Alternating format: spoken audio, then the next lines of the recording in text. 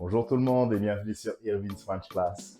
Aujourd'hui, dans cette vidéo, nous allons parler du COD, the Direct Object Complement, et de l'accord, the agreement, du participe passé au passé composé. We are going to introduce a very important rule of grammar, and if you master it, you will be already better than most French native speakers. C'est parti! In previous videos on the Passé Composé, the links are in the description, we said that these compound tense can be formed with two different auxiliaries, êTRE ou AVOIR. Verbs conjugated with êTRE can be memorized using this acronym, Dr. and Mrs. Van der Trump. And their past participle agrees in gender and number with the subject. Like for example, je suis parti. So parti has the masculine form, therefore je is masculine. Elle est arrivée. You need to add an extra e at the end of arrivée because of elle, feminine. Ils sont allés. You need to add an extra s to aller. Il is masculine and plural. Elles sont venues. Elles, féminin, pluriel. Venu, es. On the other hand, past participles of verbs conjugating with avoir don't agree with the subject. Therefore, when looking at conjugation books, the past participle doesn't change throughout the forms. For example, for the verb parler, j'ai parlé, tu as parlé, il a parlé, elle a parlé, on a parlé, nous avons parlé, vous avez parlé, ils ont parlé, elles ont parlé. You see, parler, the past participle, has the same form throughout because there is no agreement with the subject. However, and yes, you are going to hear that a lot in French grammar, that's the rule, however, exception. There is an important rule, rather complex actually, that even native speakers don't always apply. With verbs conjugated with avoir in the passé composé, the past participle agrees. Yes, it does. In gender and in number, but not with the subject like verbs conjugated with êTRE, but with the direct object. Yes. And wait for it. Only if that object is placed before the verb. And that can happen when the direct object is in the form of a pronoun. These pronouns that we covered in the previous video, as these are always positioned before the verb. Indeed, in the passé composé, object pronouns come immediately before the auxiliary. For example, j'ai acheté un sandwich et je l'ai mangé en 2 minutes. J'ai acheté quoi? Un sandwich. It's the COD of that verb. J'ai mangé quoi? Well, the same sandwich, right? But to avoid the repetition, I had to replace un sandwich by le. And le became L' in front of the vowel. Okay, so that L' refers back to un sandwich and is the COD of manger. J'ai mangé quoi? Un sandwich. Well, here you think that there is nothing new from what you've learned already. Manger has the regular form, so E, accent aigu at the end. Well, because un sandwich is masculine and singular. Now let's change slightly our example. So from un sandwich, we are going to buy and eat une crêpe, which is feminine and singular. Please observe carefully what happens to the second verb with the pronoun. J'ai acheté quoi? Une crêpe. Et je l'ai mangé en 2 minutes. Une crêpe is the COD. So for the first verb, acheter, the COD is placed after the verb, so there is no agreement. But look what happens to the second verb, because the COD of that second verb is the pronoun L' that refers back to une crêpe, right? It is now placed before. I need to do the agreement with the direct object pronoun when it is placed before the verb. So I need to add an extra E to the past participle because une crêpe is the COD and is feminine singular. Now, to make sure that it is obvious to you, let's pluralize that sentence. J'ai acheté des crêpes et je les ai mangées en 2 minutes. So des crêpes needs to be replaced by the corresponding direct object pronoun. Les.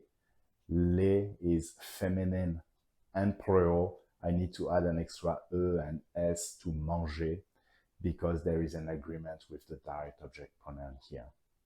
So this rule is essential in writing because markers of gender and number need to be added to reflect the agreement between the past participle and the direct object complement.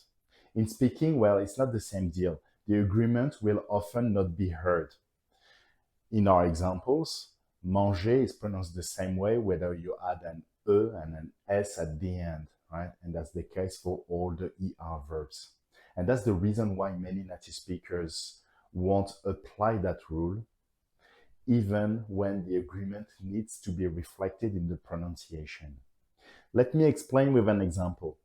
J'ai acheté une nouvelle voiture, je l'ai prise pour aller au travail. J'ai pris quoi? Une nouvelle voiture, which is the COD. L'apostrophe that you see in the sentence refers back to that car. It is placed before the verb, so therefore you need to add an extra E. And that extra E is going to affect the pronunciation. Pris, prise. And trust me, many natives would just say pris instead of prise. And that's a mistake. So if you master that rule, you will be better at French than most of us. With this goal in mind, let's do an activity to revise and practice. I'm going to ask you some questions about your activities. All you need to do is to say whether you did them or not, and focus on the past participles. Let's do the first one together. If I ask you the question, est-ce que tu as regardé la télé hier soir? You're going to answer negatively. Non. And replace la télé by the corresponding pronoun, direct object pronoun, to avoid the repetition. Non, je ne, très bien, the negation comes here. Je ne l'ai pas regardé. It's going to be that structure. The L apostrophe refers to la télé. What do you need to add to regarder? Regarder quoi? La télé.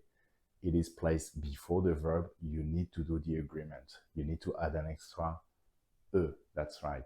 Okay, let's do the other one. Est-ce que tu as mis la table? Did you set the table? Est-ce que tu as mis la table? Oui, je. La table, you need to replace that with the corresponding pronoun. Je l'ai, très bien, et l'apostrophe. Je l'ai mise, okay? And add an extra E. So it's going to be heard in the pronunciation. Oui, je l'ai mise. And once again, I bet you, many French people will just go with je l'ai mis. Numéro 3, est-ce que tu as appris ta poésie? You're going to answer positively. Oui, I learned it. Je l'ai, l'apostrophe, très bien, je l'ai apprise. And you need to add an extra E to appris, because poésie is feminine, as you see in the question. Oui, je l'ai apprise. Numéro 4, est-ce que tu as pris ton petit déjeuner? Did you take your breakfast? Oui, je l'ai, again, l'apostrophe, je l'ai pris. Okay, so here you don't need to add anything because petit déjeuner is masculine and singular. Numéro 5, est-ce que tu as fait cette activité? Oui, je l'ai, again, l'apostrophe, that refers to activité, that is feminine. Because of that, what do you need to add to fait? Un extra E. Faite. Oui, je l'ai faite. Numéro 6. Est-ce que tu as perdu ta clé? Your key. Non, Je ne, yes, negation first, je ne l'ai pas perdu. Je ne l'ai pas perdu. Perdu quoi? Well, l'apostrophe, that refers back to la clé, which is feminine. So you need to add an extra E. It's not going to affect the pronunciation here. Je ne l'ai pas perdu. Numéro 7. Est-ce que tu as vu tous les films de Guillaume Canet? If not, you need to, they are great.